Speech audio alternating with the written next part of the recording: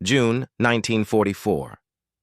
The hedgerows of Normandy stood like fortress walls, each one a labyrinth of earth and root older than any living soldier. British tank commanders sat in their Cromwells and Churchills, scanning reports from the front with mounting frustration.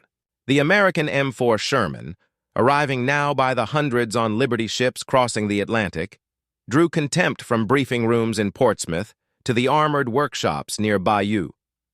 Inadequate armor, the assessments read. Inferior firepower. A death trap wrapped in rivets. British officers had spent years developing their own armor doctrine, their own steel philosophy. They had survived the Western Desert. They had learned lessons written in the burned hulls at Gazala and the smoke over Tobruk. And now the Americans were sending them this: a medium tank with a 75mm gun, thin frontal armor, and a gasoline engine that burned like a torch when penetrated. The Sherman, they said, was a compromise vehicle built by a nation that didn't yet understand armored warfare. It was industrial optimism welded into shape. It was quantity pretending to be quality. They called it the Ronson, after the cigarette lighter. Lights first time, every time. Some called it worse. But in the Norman bocage, where every field was a killing ground and every sunken lane a nightmare, something unexpected began to happen. The Sherman didn't fail. It multiplied. The British hadn't anticipated what logistics could do. While their own Cromwells were fast and their Churchills heavily armored, both designs suffered from mechanical complexity and a production system stretched thin across a besieged island. Spare parts arrived slowly. Engine failures meant days of repair. A broken track could sideline a tank for a week. The Sherman, by contrast, came with something the British tankers initially dismissed as American excess: redundancy. For every Sherman in combat, another sat in reserve. For every damaged engine, 3 replacements waited in depot. The Americans had built not just a tank, but an entire ecosystem of maintenance, supply, and replacement. Ford, Chrysler, and Fisher Body weren't just manufacturing armor, they were manufacturing certainty. A Sherman crew could lose their vehicle in the morning and be reassigned to a fresh one by afternoon. The tank wasn't superior, the system was. And in the grinding arithmetic of the Normandy campaign, where German Tigers and Panthers could kill 3 Shermans before falling themselves, that system made all the difference. The British began to understand. They weren't evaluating a weapon. They were encountering a philosophy of war. The critique didn't vanish. It transformed. British commanders still noted the Sherman's weaknesses with clinical precision. The 75mm gun struggled against frontal armor of German heavies. The riveted hull construction caused spalling, metal fragments that ricocheted inside when struck. The narrow tracks gave poor weight distribution on soft ground. But now these observations sat alongside new data. Availability rates above 80%, repair times measured in hours not days, and the cold mathematics of attrition. Montgomery's staff officers began requesting Shermans not because they were better tanks, but because they were always there. When the 7th Armored Division, the famed Desert Rats, pushed toward Caen, their mixed formations of Cromwells and Shermans revealed the paradox. The Cromwell was faster, more maneuverable, a triumph of British engineering. But when it threw a track or burned a transmission, the advance stopped. The Sherman kept moving, kept fighting, kept being replaced. The Americans had solved a problem the British hadn't fully articulated. Modern war consumed machines faster than craftsmen could build them. Only mass production could feed that hunger. Only industrial standardization could sustain momentum. The Sherman wasn't elegant. It was relentless. August 1944. Operation Totalize began under darkness, a vast armored thrust toward Falaise designed to trap the German 7th Army in a closing pocket. British and Canadian forces formed the Hammer, driving south through fortified positions that had held for weeks. The plan required speed, mass, and mechanical endurance, exactly the qualities British doctrine prized. Lieutenant General Guy Simons committed everything: Cromwells, Churchills, Canadian Rams, and now, increasingly, Shermans. The tankers who had mocked the American machines 2 months earlier now climbed into them without hesitation. Some crews painted nicknames on the hulls: California Clipper, Brooklyn Dodger, ironic at first, then genuine. The Sherman had become familiar. Its controls were simple, almost crude compared to British designs. The gyro stabilizer on the gun allowed firing while moving, a feature British tanks lacked. The wider turret ring meant easier crew coordination. And everywhere, that persistent availability. When a Sherman burned, another arrived. The crews stopped thinking of them as foreign. They started thinking of them as theirs. The battle revealed something else. In the close combat of Norman villages, stone buildings, narrow streets, sudden ambushes, the Sherman's design showed unexpected virtues. Its hydraulic turret traverse was faster than the manual systems in many British tanks, critical when a Panzerfaust team emerged from a cellar.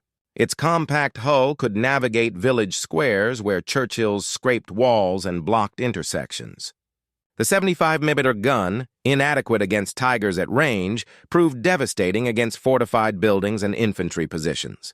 High-explosive shells turned stone houses into rubble. White phosphorus rounds cleared German observation posts in seconds. The Sherman wasn't built to duel Panthers. It was built to support infantry, suppress positions, and maintain tempo. In the grinding urban warfare of Normandy's market towns, that design philosophy vindicated itself daily. British infantry officers, initially skeptical, began requesting Sherman's support specifically. "Give us the Yanks," they'd say over radio nets, meaning the tanks, meaning the steady mechanical presence that didn't break down, didn't run out of spare parts, didn't disappear into repair depots for weeks. The German collapse at Falaise turned the Sherman from tool to symbol. As British and Canadian forces closed the pocket, cutting off tens of thousands of Wehrmacht soldiers, the roads became choked with fleeing columns, abandoned vehicles, desperate rear guards. Sherman formations pushed through chaos that would have stalled less reliable machines. Engines that had run for days without maintenance kept running. Tracks that had crossed 50 miles of cratered road kept gripping. The crews, exhausted, filthy, operating on adrenaline and tinned rations, found the Sherman's simplicity merciful. No complicated systems to monitor. No temperamental components, just fuel, ammunition, and forward momentum. One British sergeant, writing home to Leeds in early September, put it plainly, "We called them death traps, but they're the only traps still moving." The tanks that were supposed to fail had become the tanks they couldn't do without. Superiority, the British were learning, was a question not of engineering elegance, but of operational endurance. The Sherman endured. September 1944, the liberation of Europe accelerated into a race. British XXX Corps drove toward the Dutch border, chasing a Wehrmacht in retreat, trying to reach the Rhine before German defenses could solidify. The roads became rivers of armor. Shermans, Cromwells, half-tracks, supply trucks, all pushing east through Belgium's flat farmland. Fuel shortages began to bite. Ammunition ran low. But the Shermans kept pace because the supply system behind them was designed for exactly this scenario: rapid exploitation over long distances. American doctrine assumed mobility. British doctrine assumed consolidation. Now British commanders were operating in an American paradigm, and the Sherman was the vehicle that made it possible. Each tank carried more fuel than a Cromwell. Each carried more ready ammunition. The ergonomics, criticized in England as wasteful, too spacious, now meant crews could fight longer without exhaustion. Extra storage bins held rations, water, personal kit. The Sherman wasn't just a tank. It was a mobile platform for sustained operations. Market Garden brought the contradictions into sharp focus. Montgomery's bold plan to seize bridges across the Rhine required speed, surprise, and overwhelming force concentrated on a narrow front. British armor would drive 64 miles in 3 days, linking airborne bridgeheads, smashing through German positions, reaching Arnhem before the Wehrmacht could react. It was blitzkrieg in reverse, Allied mobility against German static defense. The tankers of XXX Corps knew the stakes. They also knew the terrain: a single elevated highway, marshland on both flanks, no room for maneuver. Every tank would be funneled into a fatal corridor. When the Grenadier Guards Sherman column rolled north from the Belgian border, they carried the weight of the entire operation. The lead tanks were Shermans. The reserve was Shermans. Even the artillery observation vehicles were Sherman chassis. British doctrine had merged with American production. The hybrid was unstoppable until it met German 80mm guns at Nijmegen.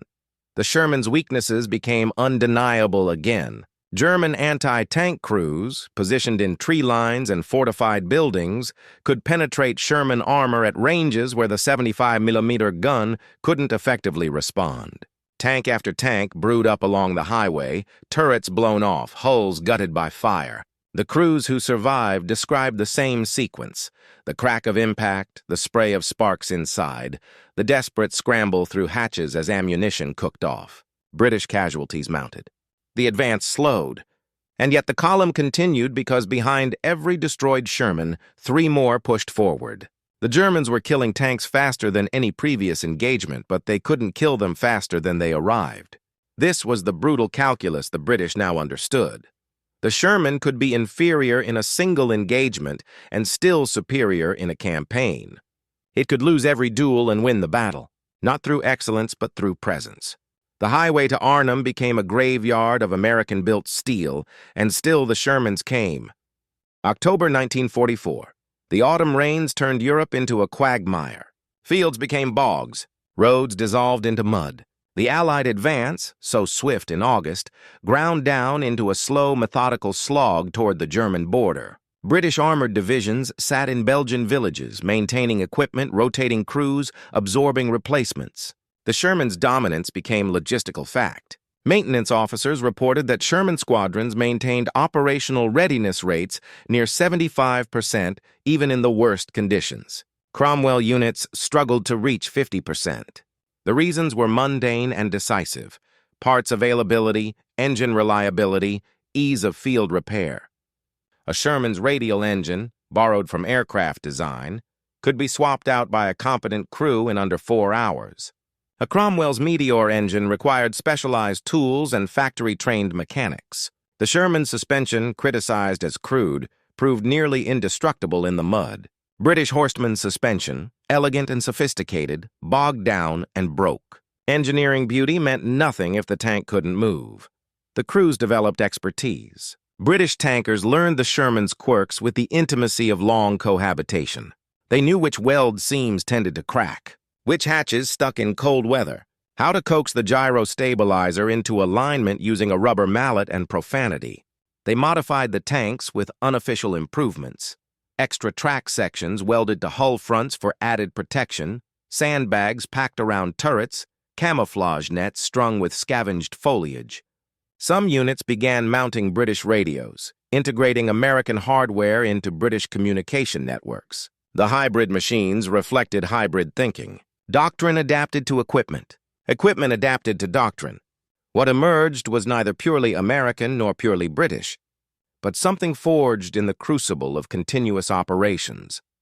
A tank and crew system optimized not for the parade ground, but for the endless, grinding reality of advance, contact, repair, advance again. Sherman production figures, once dismissed as American overkill, now seemed prophetic. 50,000 M4s built by war's end.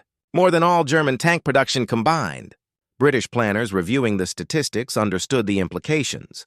Germany had built better tanks, but America had built more war.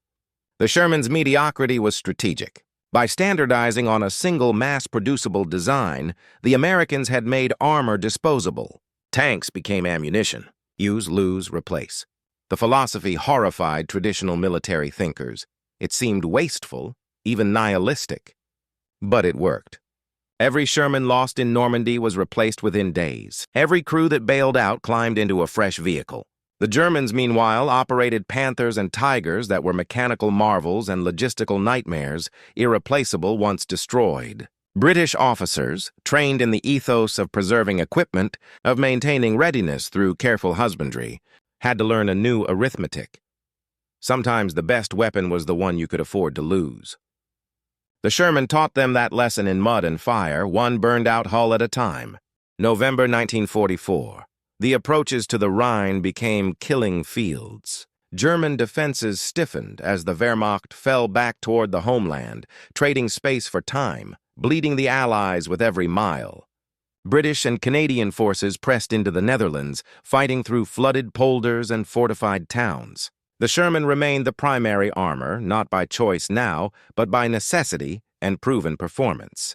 The logistical tale stretched back to Normandy beaches, to English ports, to American factories running 3 shifts. Every Sherman in combat represented that entire supply chain, the freighters crossing the Atlantic, the depots in Southampton, the repair crews in Eindhoven. British tankers understood they were operating at the end of an industrial pipeline, longer and more powerful than anything the Empire had built. Lend-Lease wasn't charity. It was geopolitical machinery. The up-gunned Sherman Firefly became a British innovation born from American limitations.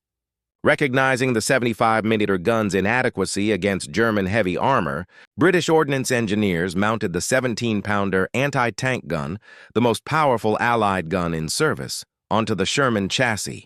The conversion required ingenuity. The 17-pounder was enormous, its recoil violent. British workshops redesigned the turret interior, relocated ammunition storage, recalibrated the recoil system. The Firefly could penetrate a Tiger's frontal armor at 1,000 yards.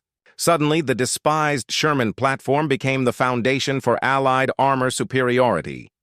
Every British tank squadron included Fireflies, identifiable by their longer barrels, marked for priority targeting by German gunners who learned to fear them. The hybrid represented something larger, American industrial capacity refined by British tactical experience. Neither nation alone could have produced the Firefly. The partnership, reluctant and fractious, nonetheless generated solutions neither could achieve separately. By late autumn, British attitudes toward the Sherman had completed their transformation. What began as contempt had moved through grudging acceptance to something approaching appreciation. Not love, no tanker loved the Sherman, but professional respect. It wasn't the tank they would have designed. It wasn't even the tank they wanted. But it was the tank that kept them in the fight. Officers who once derided American armor doctrine now incorporated Shermans into battle plans as the reliable core around which other elements maneuvered. The Sherman became the standard against which other tanks were measured, not for superiority, but for consistency. A Cromwell might be faster, a Churchill might be tougher, but neither matched the Sherman's fundamental reliability. And in the cold calculus of attrition warfare, reliability was its own form of excellence. The tank that was supposed to fail had become the tank on which victory depended. December 1944. Winter descended on the Western Front with bitter cold and frozen ground. The Ardennes erupted in German counterattack, Hitler's desperate gamble to split the Allied line and recapture Antwerp. British XXX Corps, positioned north of the penetration, swung south to contain the bulge. The roads became ice. The forests became ambush sites. And the Shermans, thousands of them now, moved into blocking positions with the certainty of industrial tide. This was their final examination. Winter combat, defensive operations, outnumbered engagement against Panthers and King Tigers crewed by the last experienced German tankers. The British crews, hardened by 6 months of continuous operations, no longer questioned their equipment. They knew its limits. They knew its strengths. They knew above all that even if they died, another Sherman would take their place by morning. The fighting in the Ardennes revealed the Sherman's ultimate utility. It was a tank designed not to win battles alone, but to enable armies to function. When German armor broke through American lines at Bastogne, British Shermans provided the mobile firepower that sealed the shoulders of the penetration. When Patton's Third Army counterattacked from the south, Sherman-equipped British units screened the northern flank. The tank functioned as connective tissue in the Allied body, present in every sector, supporting every mission. Its ubiquity meant commanders could plan without worrying about availability. Its reliability meant operations didn't halt for mechanical failure. Its replaceability meant losses, however severe, didn't cripple units. The Sherman had become infrastructure. You didn't praise infrastructure, you depended on it. British tankers saw German Panthers abandoned for lack of fuel, Tigers immobilized by mechanical failure, and understood the war's true dynamic.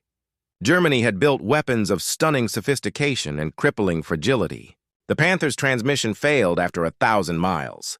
The Tiger's interleaved road wheels froze solid in winter mud. Both tanks required specialized parts, factory technicians, and supply chains that no longer existed. The Sherman's radial engine, crude by comparison, ran on almost anything combustible. Its suspension required only basic tools. Its parts were interchangeable across models and production years.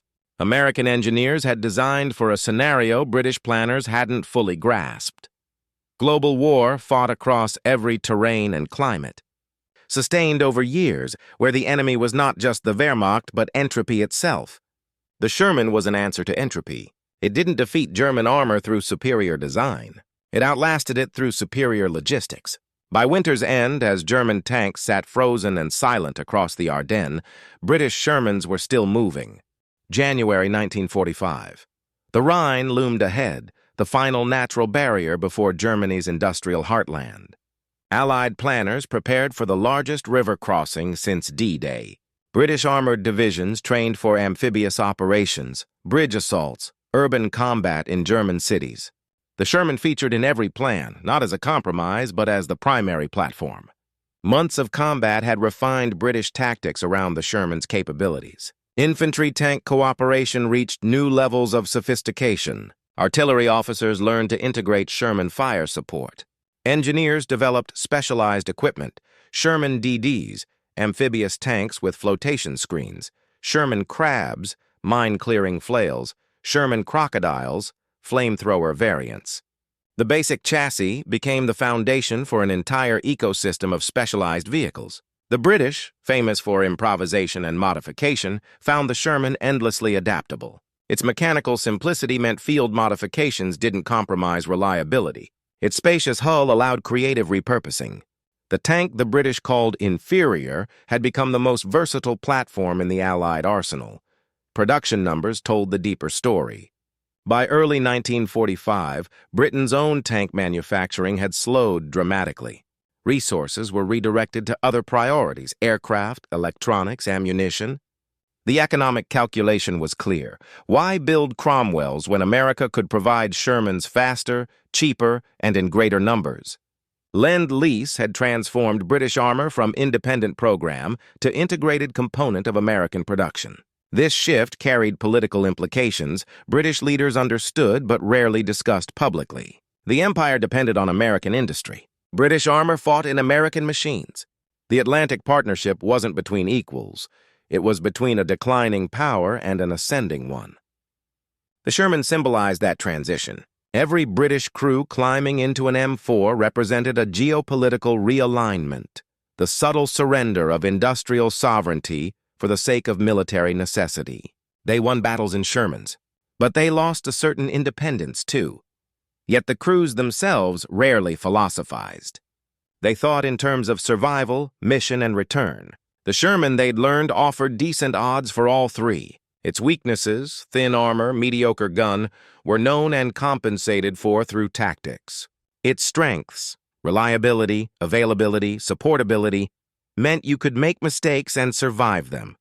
You could take risks because another tank waited if you failed. That psychological factor, unmeasured by any engineering assessment, mattered immensely. Confidence came not from invulnerability but from redundancy. British tankers attacking across the Rhine knew their Sherman might brew up under German fire. They also knew 10 more Shermans would follow. That knowledge, that mathematical certainty of replacement, changed how men fought. They became bolder, more aggressive, willing to take chances because the system absorbed individual losses. The Sherman didn't just provide firepower. It provided something more fundamental: the freedom to fail. February 1945. The Allies ground forward through the Reichswald, a dense forest along the German-Dutch border. British and Canadian forces fought through mud, minefields, and desperate German resistance. Visibility dropped to yards. Movement slowed to crawls. The Sherman proved itself in the worst possible terrain. Its narrow profile allowed it to navigate forest trails, where wider British tanks scraped trees and became stuck. Its reliable engine kept running in freezing rain that turned other vehicles into immobile shelters.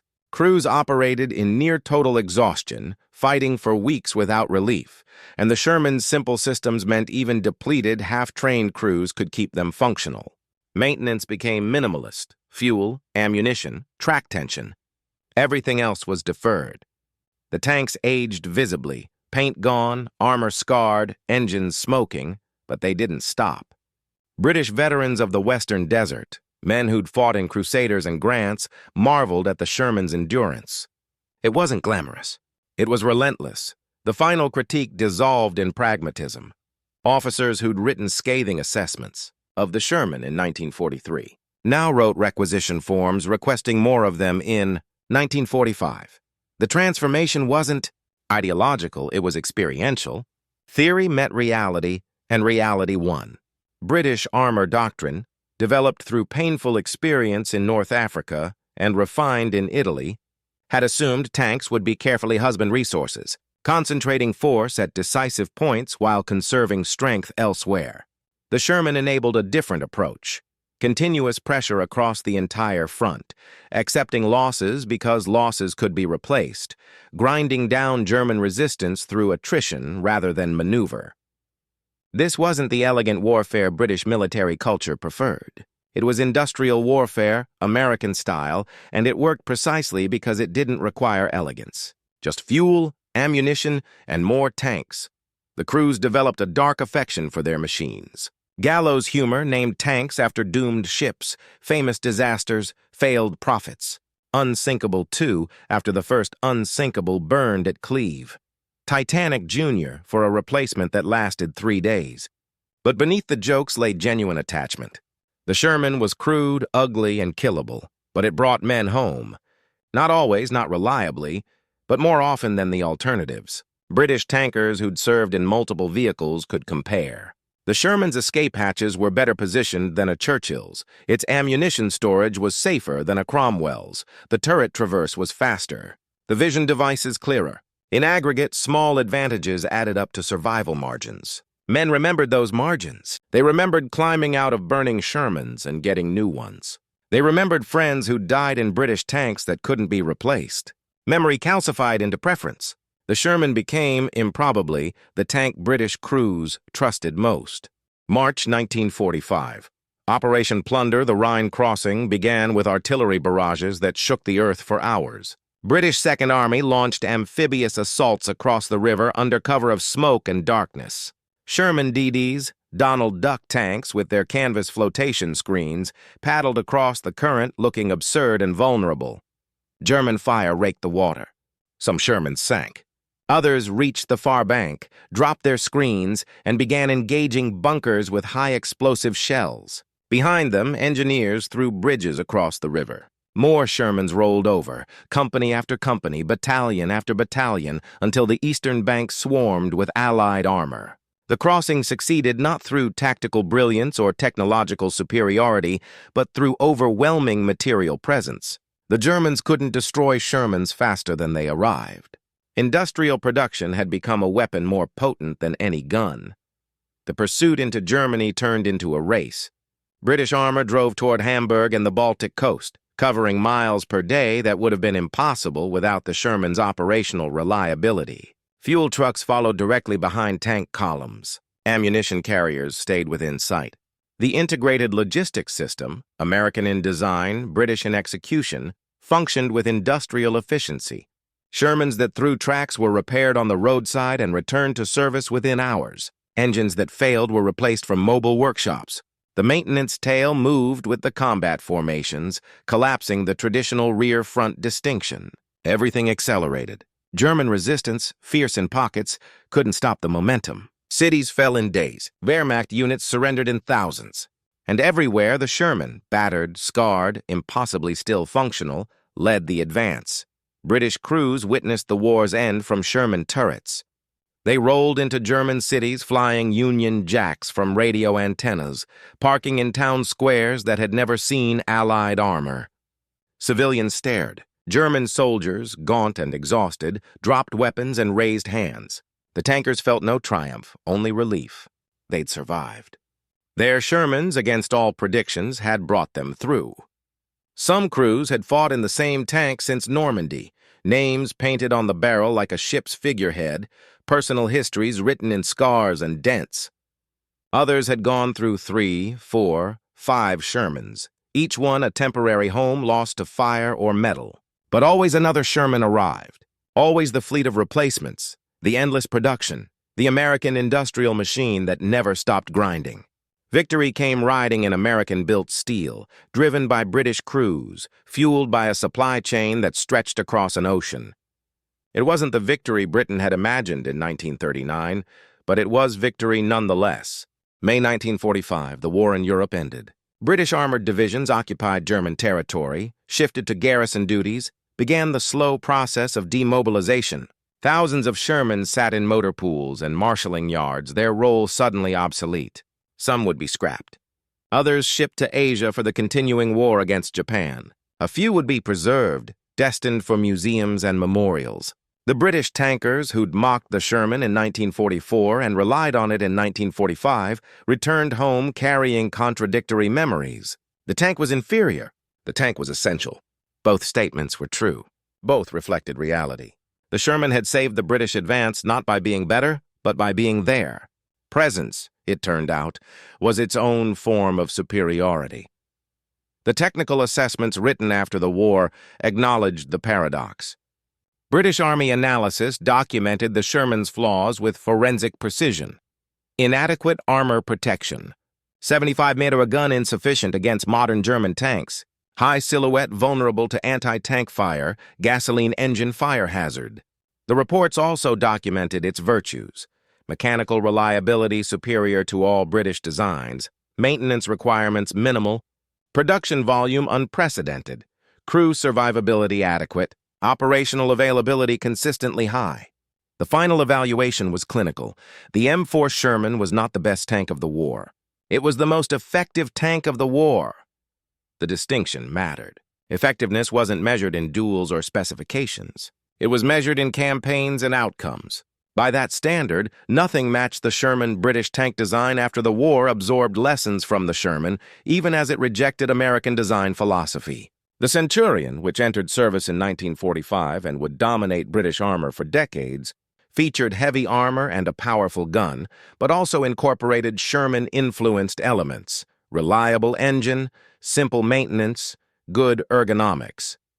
British engineers had learned that elegance without reliability was useless.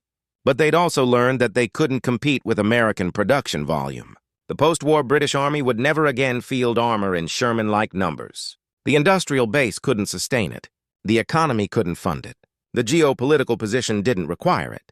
Britain's role was shifting from global power to regional actor, from imperial center to American ally. The Sherman had been both instrument and symbol of that transition. It won the war, but it also marked the end of British armored independence. The veterans carried their judgments quietly. In pubs across England, in the decades after the war, old tankers would debate the question, was the Sherman a good tank? The arguments were never resolved because they asked the wrong question. The Sherman wasn't good or bad, it was necessary. Men who'd fought in them understood the distinction. They'd climbed into Shermans expecting death and found instead a machine that kept working when everything else failed. They'd cursed its weaknesses and depended on its strengths. They'd seen friends die in Sherman fires and watched other friends walk away from Sherman wrecks. The tank inspired no affection, but it earned respect. Hard, grudging, experiential respect. The Sherman's legacy in British military culture became a case study in pragmatism over preference. Staff college lectures analyzed it not as a weapon system, but as a logistical phenomenon. How had America built 50,000 tanks in 4 years? How had the logistics chain sustained combat operations across 2 oceans? How had maintenance systems kept 75% availability rates in active combat? The answers revealed uncomfortable truths about Britain's own limitations. British industry, even at war peak, couldn't approach American output. British logistics, sophisticated as it was, couldn't match American scale. The empire that had ruled a quarter of the globe discovered it couldn't manufacture enough tanks to liberate Europe. That reality, more than any battlefield loss, marked the power transition of the 20th century. Young British officers studying armor warfare learned a counterintuitive lesson.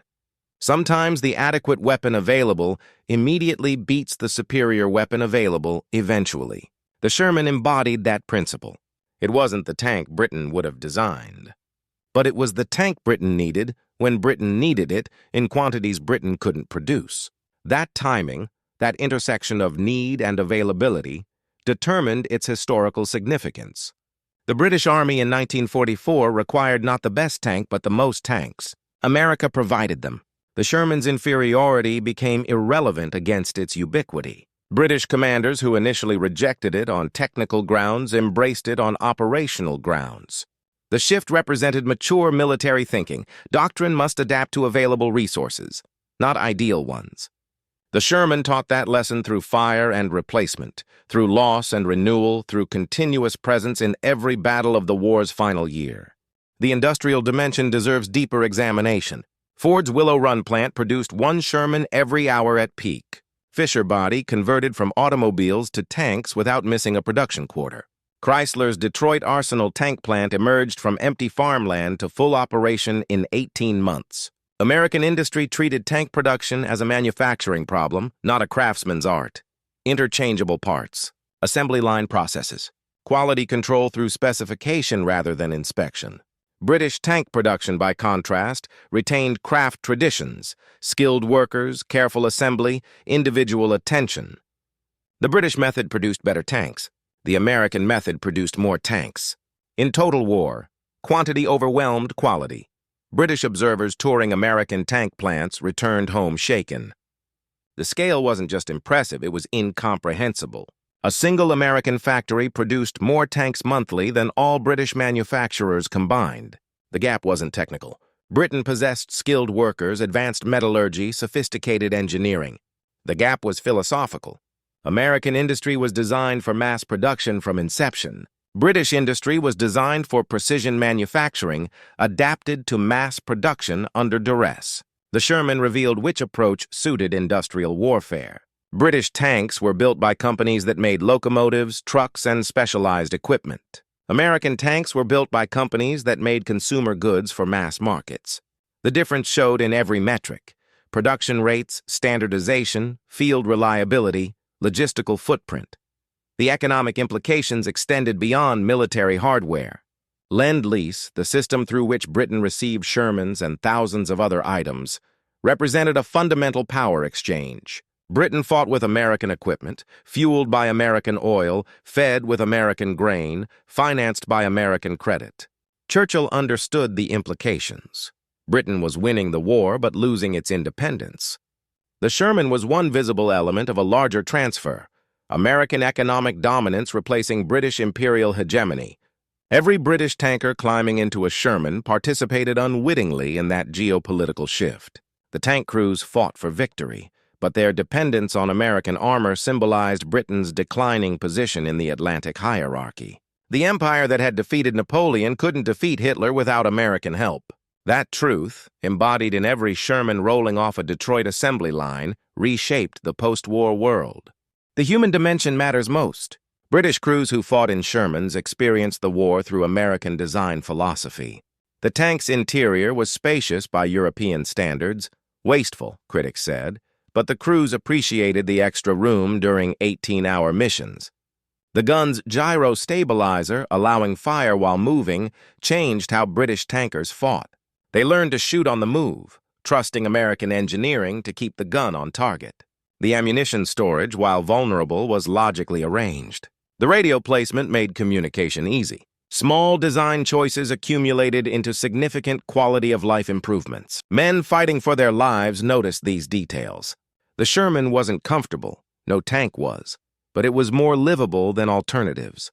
Survival stories shaped perceptions. One British crew in a Sherman named London Pride took 5 hits during the Rhine crossing. The first penetrated the hull but missed the ammunition.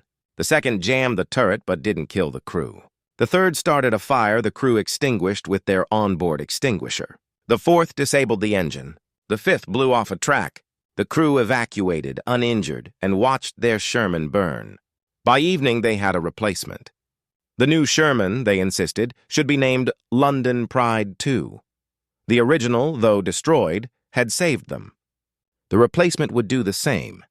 This cycle, destruction, survival, replacement, became routine. British crews developed fatalistic confidence. The Sherman would die, but they might not. That possibility, slim but real, was enough. The contrast with German tankers was stark. Wehrmacht crews in Panthers and Tigers knew their machines were superior but irreplaceable. A disabled Panther meant the crew was finished. No replacements existed. German tankers fought with desperation born of finality. British crews in Shermans fought with confidence born of redundancy. Psychology mattered as much as armor. Men who knew they'd get another tank took risks that men defending their only tank wouldn't.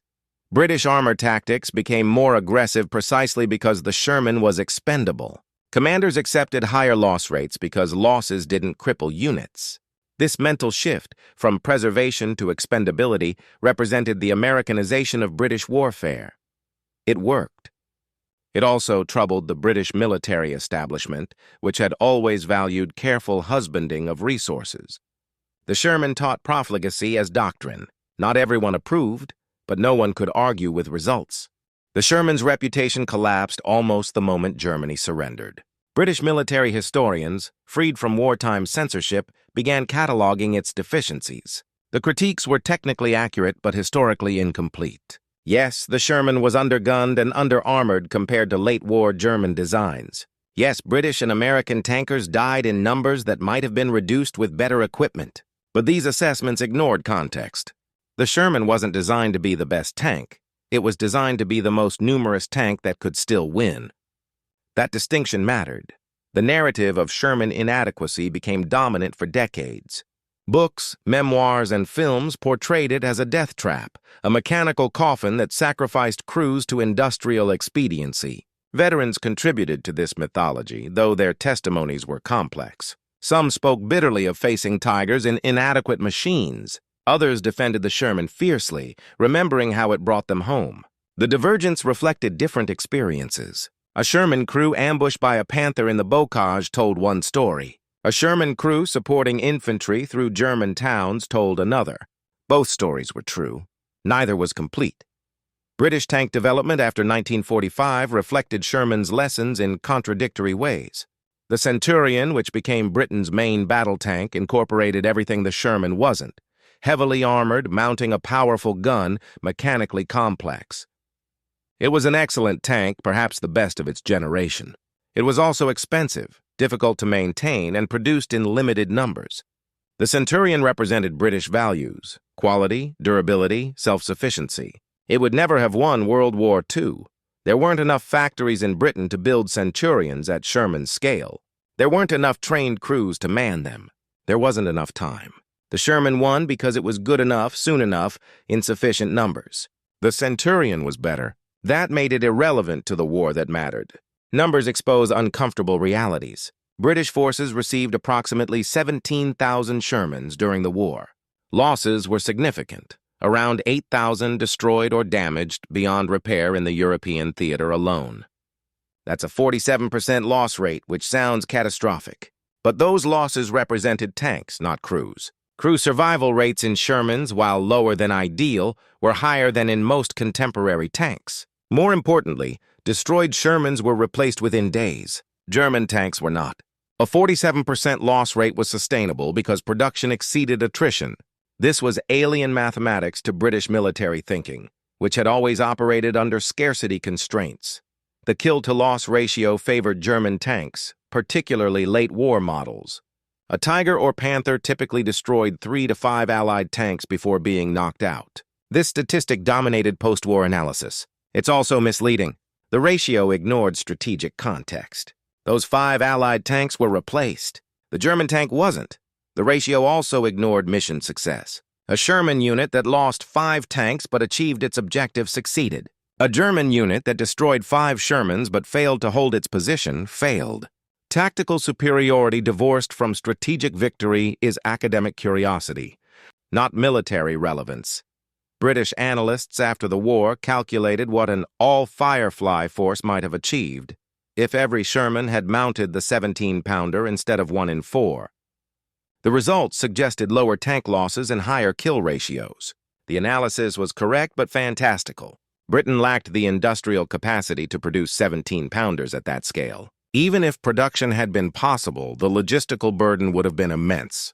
The 17-pounder required different ammunition, more training, and generated maintenance complications. The standard Sherman 75mm gun was adequate for 90% of engagements. Optimizing for the 10% of encounters against heavy German armor would have compromised effectiveness in the majority of missions. This is why the mixed composition worked. Enough Fireflies to handle heavy armor, enough standard Shermans to handle everything else. The Sherman left psychological scars on British military culture that persisted for generations. It represented dependence, the humiliation of needing American industry to fight Britain's war. This resentment was rarely stated explicitly but permeated post-war military planning. British defense policy prioritized self-sufficiency, sometimes to the point of irrationality. Britain developed its own tank designs, its own aircraft, its own naval vessels, even when cheaper and equally effective alternatives existed from allies. The economic cost was substantial. The psychological payoff, maintaining the fiction of independence, was deemed worthwhile. Veterans carried ambivalent memories. Those who served in Shermans recognized its flaws but remembered their survival. Many attributed their longevity to the tank's mechanical reliability and production abundance. But they also remembered friends who died in Sherman fires, who burned in tanks that shouldn't have burned. These memories coexisted without reconciliation. The Sherman was the tank that saved them and the tank that killed their comrades. Both truths were absolute. The Sherman also represented a philosophical challenge to British military identity. Britain's military tradition emphasized quality, professionalism, and making do with limited resources. The Sherman embodied opposite values: quantity, standardization, and overwhelming material advantage.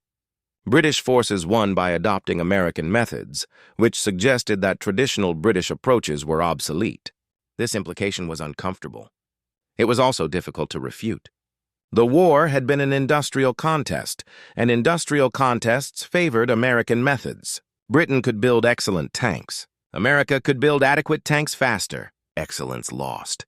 Was the Sherman a good tank? The question is unanswerable without defining good. By the standards of mechanical elegance, it was mediocre. By the standards of crew survivability against German heavy armor, it was inadequate. By the standards of strategic impact, it was extraordinary. The Sherman won World War II not despite its limitations, but through them. Its simplicity enabled mass production. Its mechanical reliability enabled sustained operations. Its standardization enabled logistical efficiency. Its availability enabled strategic flexibility. These advantages were invisible to individual crews facing tigers, but decisive. At the level where wars are won, British military history struggles with the Sherman because it forces acknowledgement of uncomfortable dependencies. Britain needed American production to survive. Britain needed American methods to win. This need didn't diminish British courage or sacrifice, but it complicated narratives of British self-sufficiency. The Sherman was a daily reminder that Britain fought with borrowed strength. The tank performed its mission. It kept British tank units operational, supported infantry, and contributed to victory. It did this at human cost, but all weapons do. The question wasn't whether the Sherman was perfect, but whether available alternatives would have performed better under actual wartime constraints. The evidence suggests they wouldn't have. The Sherman's legacy in British service is thus paradoxical. It was simultaneously indispensable and resented, effective and inadequate, life-saving and lethal. It represented the gap between British aspirations and British capabilities, between the army Britain wanted and the army Britain could field. Men fought and died in Shermans, not because British planners preferred American tanks, but because British factories couldn't produce enough alternatives. This reality, that Britain's fate depended on Detroit's assembly lines, haunted British military planning for decades. The Sherman won the war. It also exposed the limits of British power. Both facts remain true. Neither is comfortable. History rarely offers comfort, only evidence. The evidence says the Sherman, for all its flaws, was enough. In war, enough is victory. The Sherman's adaptability became its own form of excellence. British forces modified the basic design into specialized variants that multiplied its utility. The Sherman Crab, fitted with a rotating flail to detonate mines, cleared paths through German defensive belts. Crews operating Crabs faced unique psychological pressures, deliberately triggering mines while sitting atop tons of explosives and fuel. The work was methodical, terrifying, and essential. Without Crabs, infantry advances stalled at minefields. With them, breaches opened in hours instead of days. The Sherman Firefly represented British ingenuity, compensating for American conservatism. The U.S. Army rejected mounting the 17-pounder in Shermans, deeming the modification unnecessary. British crews disagreed and performed the conversion themselves. The result was awkward. The 17-pounder barely fit, the turret became cramped, and the gun's recoil was punishing. But the Firefly could kill Panthers and Tigers frontally, which standard Shermans couldn't. This capability transformed tactics. British tank platoons centered on their Fireflies, using standard Shermans as supporting elements. German crews learned to identify and prioritize Fireflies, recognizing their longer barrels. Firefly commanders painted their barrels to disguise them, creating a running camouflage arms race. The Firefly proved that the Sherman platform could accommodate improvements when military necessity demanded it. The Sherman DD, duplex drive, amphibious. Shermans with flotation screens, embodied. Optimistic engineering bordering on absurdity. A 30-ton tank, rendered buoyant by canvas, propelled by propellers, launched from landing craft thousands of yards from shore. The concept was technically sound in calm water. The English Channel on D-Day was not calm water. Many DD Shermans sank immediately, drowning their crews in the darkness beneath the canvas screens. Others reached shore and provided crucial fire support during the landing's most desperate hours. Survivors remembered the absurdity. Floating tanks, impossible until they worked. Those that didn't work became steel coffins in 60 feet of water. Those that did work changed the invasion's outcome. The D.D. Sherman story captured the war's entire character: audacious ideas, imperfect execution, human cost, and ultimate success. Place the Sherman beside its contemporaries and patterns emerge. The Soviet T-34 matched it in production numbers and exceeded it in armor slope and mobility. The T-34 was also brutally uncomfortable, mechanically unreliable, and lacked radios in most models. Soviet tankers fought in conditions British crews would have considered unacceptable. The T-34 won through numerical superiority even greater than the Shermans, accepting casualty rates that Western armies couldn't sustain. Different societies, different calculations. The German Panther theoretically outclassed the Sherman in every combat parameter. Better gun, better armor, better speed. Reality was messier. Panthers broke down constantly. Their transmissions failed. Their engines caught fire spontaneously. German crews spent more time repairing Panthers than fighting in them. When operational, Panthers were formidable. They were operational perhaps 60% of the time. Shermans maintained 85–90% operational readiness. A superior tank that doesn't run loses to an adequate tank that does. This elementary truth eluded German designers who prioritized performance over reliability. British officers, raised in a tradition that valued mechanical dependability, understood the Sherman's operational readiness was itself a form of superiority. The Churchill, Britain's own heavy infantry tank, offered instructive contrast. The Churchill was slow, undergunned, and obsolescent by 1944 standards. It was also reliable, heavily armored, and capable of traversing terrain that stopped Shermans. British crews appreciated the Churchill's protective qualities, but recognized its limitations. In Normandy's bocage, the Churchill's speed disadvantage mattered less. In the dash across France, Churchill units lagged behind. The Sherman's versatility, adequate in multiple roles rather than excellent in one, proved more valuable than the Churchill's specialized capabilities. This reinforced the lesson. Modern war rewarded adaptability over optimization. Behind every Sherman in British service stood a logistical chain of staggering complexity. Tanks built in Detroit traveled by rail to East Coast ports, crossed the Atlantic in convoy, arrived in Liverpool or Southampton, moved to holding depots, then forward to replacement units, and finally to combat formations. This journey involved dozens of handoffs, each an opportunity for loss or delay. That the system worked at all was remarkable. That it worked efficiently enough to keep British armor units operational testified to organizational capabilities that matched any combat achievement. Spare parts presented unique challenges. A Sherman contained approximately 12,000 parts. A tank unit required stockpiles of the most commonly failed components: tracks, bogie wheels, engine components, gun barrels. British logistics officers tracked consumption rates and predicted requirements months in advance. They were usually wrong. Combat is unpredictable, but even imperfect prediction enabled partial readiness. American supply officers complemented British systems, creating hybrid logistics that neither nation could have managed alone. This cooperation, unglamorous and invisible to historians for decades, was as essential to victory as any tank battle. Fuel consumption drove strategy. A Sherman burned roughly 180 gallons per 100 miles under combat conditions. An armored division required tens of thousands of gallons daily. The fuel traveled from refineries in Texas and Oklahoma to ports to ships to Europe to forward depots to fuel trucks to tanks. When this chain functioned, armies advanced.